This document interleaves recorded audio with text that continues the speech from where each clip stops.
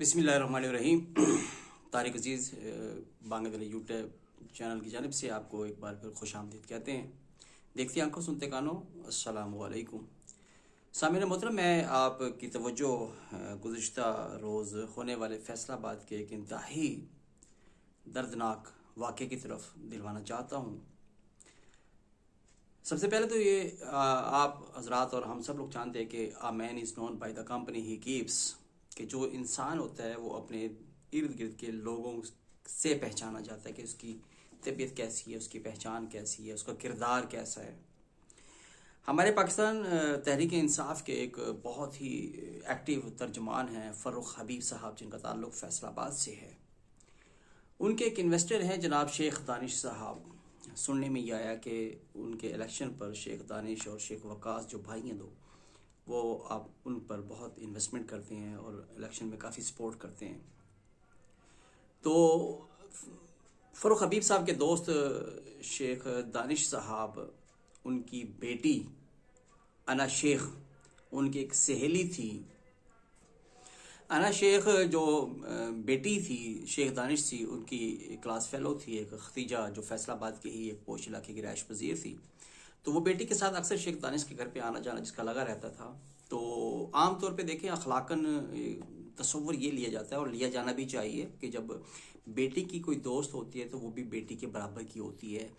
میں تھوڑی سی وضاحت کرنے کے لیے یہ کروں گا کہ جب آپ انسان کی نفسیات، اور خاص کر جب مسلمان ہو تو اس کی نفسیات ویسی بڑی پاکیزہ ہوتی ہے، اس کا ذہن بڑا پاک ہوتا ہے، اس کی سوچ بڑی پاک ہوتی ہے۔ جب یہ عام سمجھانے کے لیے میں نے جو اپنے علماء سے بھی سنی ہے، اپنے دانشوروں سے سنی ہے، کہ انسان جب ایک ہی کمرے میں 4 مختلف خواتین بیٹھی ہوتی ہے اور ایک نوجوان لڑکا ہے، تو اس کے سامنے ایک ماں بیٹھی ہوئی ہے، ایک بہن بیٹھی ہوئی ہے، ایک بیٹی بیٹھی ہوئی ہے، ایک بیوی بیٹھی ہوئی ہے، تو انسان وہ ایک ہی ہے، اس کی عقل ایک ہے، اس کی آنکھیں وہی ہیں، اور سامنے بیٹھی ہوئی 4 خواتین ہیں، ان کی جو بناوٹ ہے وہ ایک ہی ہے۔ لیکن جو بیٹا یا جو وہ شخص، جو نوجوان جب کمرے میں بیٹھا ہے، جب وہ ماں کو دیکھتا ہے تو ایک بیٹے کی نظر سے پاکیزہ نگاہ سے دیکھتا ہے، بہن کو دیکھتا ہے تو ایک عزت والی نگاہ سے دیکھتا ہے، بیٹی کو دیکھتا ہے تو باپ بن کر، شفیق بن کر دیکھتا ہے۔ لیکن جب بیوی کو دیکھتا ہے تو شاید وہ سوچ کے ساتھ دیکھتا ہوگا جس کا اس کو دیکھنے کا حق ہے، جو اللہ تعالیٰ نے اس کو اجازت دی ہوئی ہے۔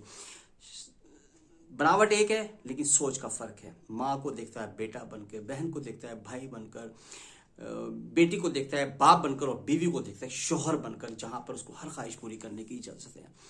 یہ شخص شیخ دانش جب اپنی بیٹی کی سہیلی ختیجہ سے ملتا ہے تو یقیناً اس کے ذہن میں عقل کا تقاضا، اخلاق کا تقاضا تو یہ تھا کہ وہ باپ بن کر دیکھتا۔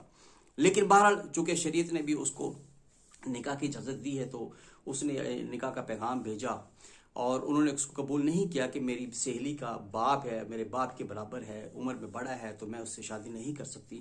تو اس چیز کو شیخ دانش نے انا کا مسئلہ بنا دیا کہ مجھے انکار، ایک فرعون کا تھا کہ انا اعلی، اور ایک اس شخص نے، شیخ دانش نے اپنے آپ کو کہا کہ مجھے انکار کیا اس لڑکی نے، میں دولت مند ہوں، پیسے والا ہوں، سرمایہ کار ہوں، پیسے سے ہر چیز خرید لے سکتا ہوں، تو اس ختیجہ نامی اس لڑکی نے مجھے انکار کیا۔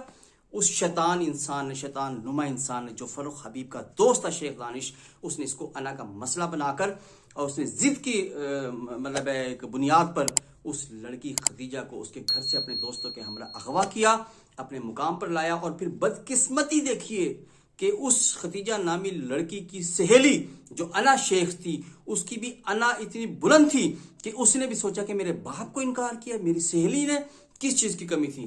اس انا شیخ نے باپ کے ساتھ مل کر اس عورت کے ساتھ جو تشدد کیا، کہ کس طرح سے پہلے اس کا تشدد کا شکار کیا گیا، اس کو کس طرح سے مارا گیا، اس کے بال کاٹے گئے، اس کی بھویں کاٹی گئی، اس خاتون کے ساتھ ہر ممکن ظلم کیا گیا، اور پھر یہیں پہ اختتام پذیر نہیں ہوا۔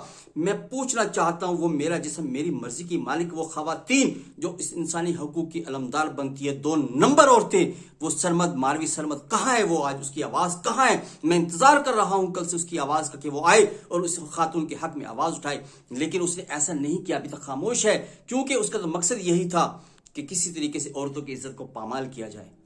ہو رہا ہے۔ ماروی سرمد کہاں ہو تم؟ اس کی آواز کو بلند کرنے کے لیے کہاں بیٹھ گئی چھپ کر؟ کیوں نہیں سامنے آتی تم؟ کس طرح سے اس پہ تشدد کیا گیا، اس خاتون کو جانور بنا کر جوتی چٹوائی گئی، اس کی زبان جوتیوں کو لگوا کر معافی مانگی گئی، اور وہ عورتیں بھی اس میں شامل ہیں، اس گھر کی عورتیں ہیں शेख दानिश की और किस तरह से वो इस तशद्दुद में शामिल है।